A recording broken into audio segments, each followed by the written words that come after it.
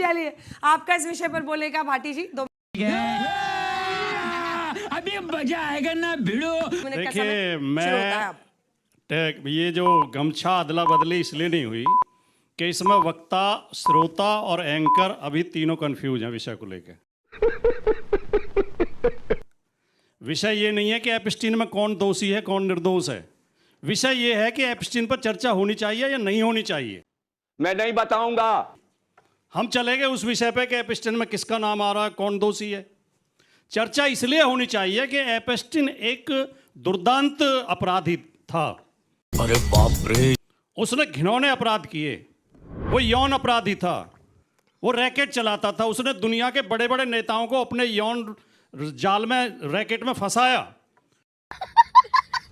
उनकी वीडियो बनाई, उनके फोटो बनाए, उन्हें ब्लैकमेल किया, दुनिया भर की राजनीति को उसने प्रभावित किया।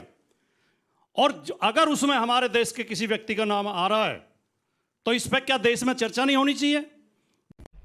हमको नहीं पता, हमको कुछ नहीं पता। जिस देश में हम इस बात के लिए गर्व करते हैं कि हम चरित्रवान देश हैं, हमारे यहाँ संस्कार का बहुत महत्व है, संस्कृति का बहुत महत्व है, चरित्र का बहुत महत्व है, हम इतने बड़े अपराध पर चर्चा भी ना करें। नहीं, मुझे मजाक नहीं उड़वाना अपनी। इसलिए एप्स्टीन पर चर्चा होनी बहुत जरूरी है।